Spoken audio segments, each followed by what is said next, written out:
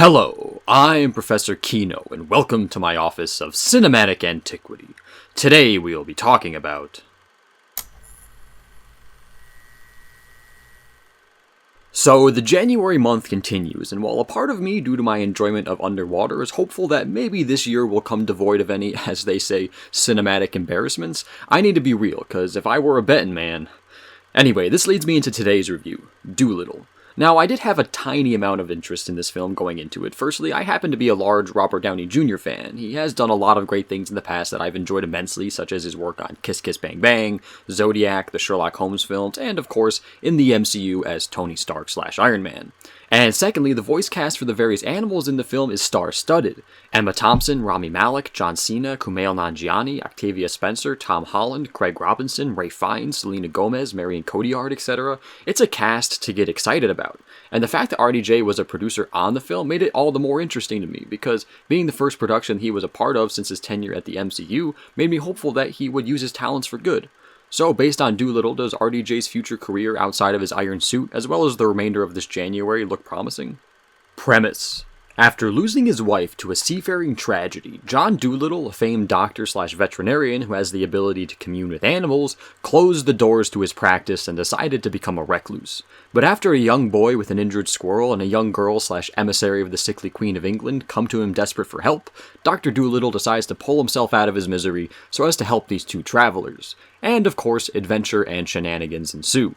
If you have been keeping up with any amount of film news this past week, you will have probably seen scores of articles and videos slamming Dolittle for being terrible. However, strange conjecture here I suppose, but I didn't find it that bad. It's not a great movie by any means, and I'd struggle to even call it good, but it's not that bad. In fact, I'd say it's a passable, cute, kids/family-oriented adventure with a handful of questionable decisions spliced throughout it, particularly in the film's third act, where there is one gag in particular that everyone cites when talking about how terrible the film is, and if I'm being honest, I think that if that one, admittedly too long, because it seriously just kept going, joke involving a dragon wasn't present, people wouldn't be as harsh to Dolittle. I mean, sure, the humor is hit and miss across the board, though I did find myself lightly chuckling a couple of times, and my fellow theater attendees seemed to be enjoying it more often than not. The tone is a little all over the place, the adventure/story aspects are rather rushed and unoriginal, and the performances aren't close to amazing, though they are fine. The stellar voice cast is charming, Michael Sheen adds some admittedly campy fun, and RDJ brings his typical charms, even if they are clouded a little with a strange accent, which again is not as bad as people keep saying it is. I've heard some say that they couldn't understand him most of the time and have joked about needing subtitles, but I personally didn't have any such trouble. Personal preference, I suppose. I found the whole thing to be RDJ Sherlock Holmes light, so I didn't mind it all that much. So yeah, I'd say as a family film geared toward younger children, it's fine. You could do far worse. But there definitely are problems to it, and I will state them again for posterity. The pacing is a little off, the humor doesn't always land, and there are a handful of questionable decisions throughout its runtime. But there is a clear reason for this, and it's something that happens all too much in Hollywood. Studio interference. After Dolittle was already more or less complete and director Stephen Gaghan started to screen the film for test audiences, Universal Studios panicked.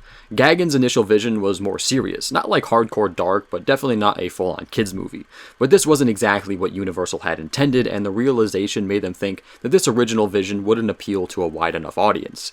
Cue them dropping a lot more money, seriously too much. This thing has like a $175 million budget, and it does not look like it, in a bad way. Seriously, this thing has a bigger budget than Alita Battle Angel, that's saying something.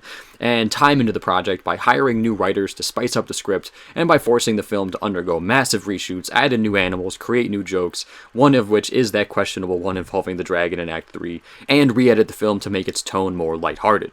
The problem is, the original footage was still present and used in the final editing process. Consequently, the final product ended up being a mishmashed hodgepodge of a film that tries to forcibly pivot a more serious film by throwing in some brand new characters, additional plot points, and some crummy childish humor that just didn't work.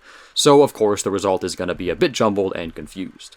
But I will say again that despite this, there are moments that are fine in Dolittle, and if you're looking for a passable family outing at the cinemas this month, then you could do far worse. But I also need to admit that there are some moments that are cringy and overall poor. Then again, maybe I personally found more to enjoy here because I went in thinking, based on everyone else's prior reviews and opinions, that the experience would be horrible, and my expectations were so low from the get-go that I ended up finding its subpar mediocrity to be slightly entertaining. However, I'd be kidding myself if I said that this month wasn't starting to feel like the characteristic January slog that us moviegoers are used to. Thanks for watching, I hope you liked it. If you did, leave a like. If you want to add anything, feel free to leave a comment. If you want to see more, please subscribe. Until next time, I am Professor Kino, and I look forward to our future discussions.